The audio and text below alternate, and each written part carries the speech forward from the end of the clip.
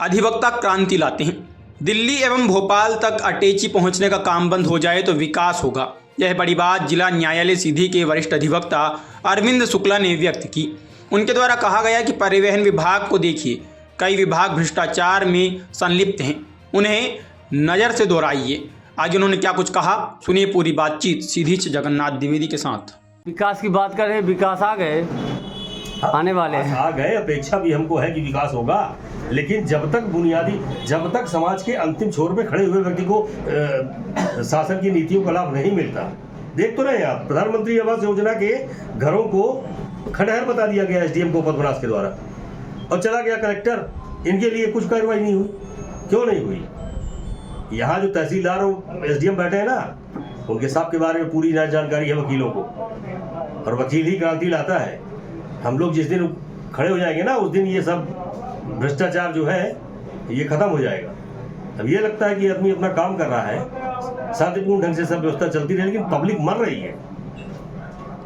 आपने बड़ी बात की, तो वकील क्रांति लाते हैं। बिल्कुल अब क्रांति की जरूरत है सीधी में, क्या बड़ी क्रांति की जरूरत है। यहाँ बढ़िया दिल्ली और भोपाल और तमाम जगह से नेता आते हैं और बढ़िया एंजॉय करके बढ़िया मलाई खा के चले जाते हैं। अटैचियाँ पहुँच जाती हैं मुख्यमंत्री को, प्रधानमंत्री के नाम से सांसद के कोटे में डीपीएम का बजट आ जाता है, एनसीएल का, डीएमएफ का बजट काहेगा है वो। लेकिन सीधी के विकास को मिला क्या? ठेका दिखा दिया।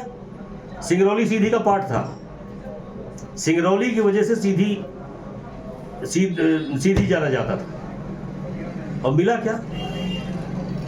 तो मैं तो ये कहूँगा कि जनता मर रही है भैया, जनता को बचाओ। जनता की जो नीति, मैंने एक खबर लगाया था, सीधी में 23 वर्षों से किसी विधायक को मंत्री भाजपा ने नहीं बनाया। नहीं बनाएंगे ना, नहीं बनाएंगे। सीधी को तो घोषित कर दिया पिछला बार।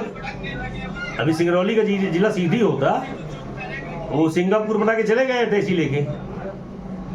सीधी मर रही है, जनता पानी को मोहताज है, मिनरल वाटर खरीद रही है।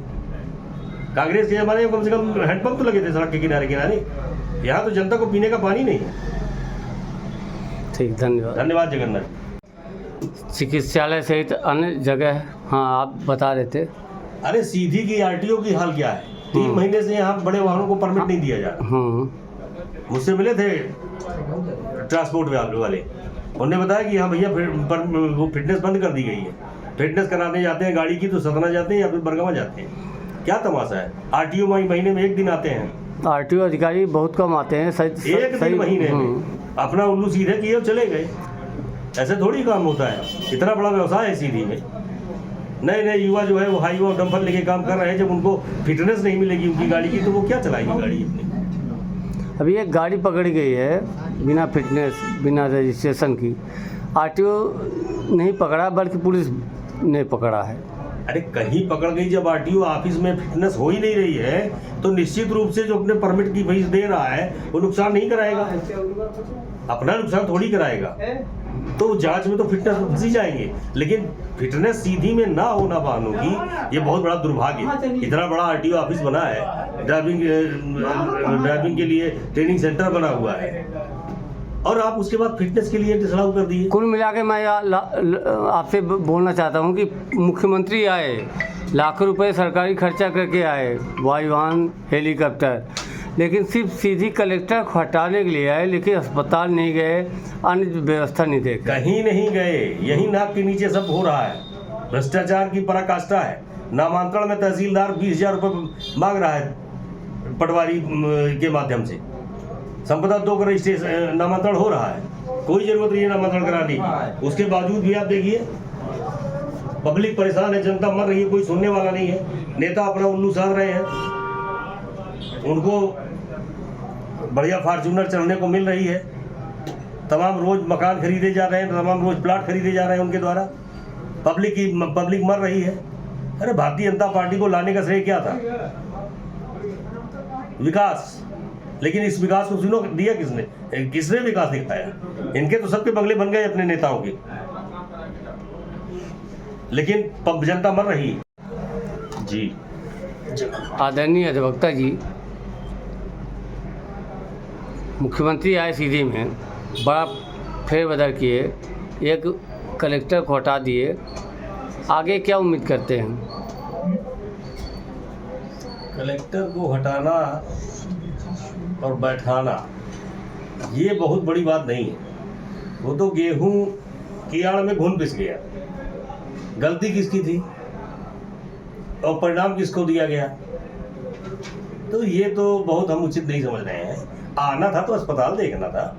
मर रहे हैं रोज यहाँ, ब्लड बैंक में ब्लड नहीं है, सुविधा नहीं है कोई मरीज के लिए। चिकित्सक अपनी अपनी क्लिनिक खोले बैठे हैं। जाते वहाँ पता लगाते पब्लिक से कि स्वास्थ्य सेवा का क्या हाल है। हर साख पे उल्लू बैठा है, अंजाम गुलिस्ता क्या होगा वही वाली हाल है। कलेक्टर को हटाना कोई बहुत बड़ा तीर नहीं मारा गया है। वास्तव में जिसकी गलती थी उसको निपटाना था। उसको भेजो ना आप वहाँ डिंडोरी वहाँ जहाँ पे ये सब। आप किसकी गलती मान रहे हैं? मैं टुच्चई की गलती मान रहा हूँ। हमारे सीधी की जनता न सुधरेगी न नेता सुधरेंगे। काम नहीं हुआ, शिकायत हो गई, गलत काम उसने नहीं किया, जनप्रतिनिधियों ने शिकायत की, चला गया। अब विकास मिश्रा जी आ रहे हैं, विकास मिश्रा से विकास की अपेक्षा है। हम तो कामना करेंगे कि भगवान विकास जी को जब आप सीधी कलेक्टर बनाए तो वो कम से कम जनता का दुख दर्द समझें और उस संबंध में कार्रवाई करें। आपने भी कई शिकायतें की है, जन समस्या को लेकर आवाज़ उठाए, चूँकि समाज सेवी भी हैं अधिवक्ता के साथ। क्या लगता है कि नए कलेक्टर से क्या उम्मीद है? पूरी उम्मीदें हैं, नाम ही उनका विकास है। अपेक्षा ये है कि विकास जी इसमें सीधी के विकास में खड़े उतरेंगे। लेकिन आप देखिए नगर पालिका की हाल क्या है।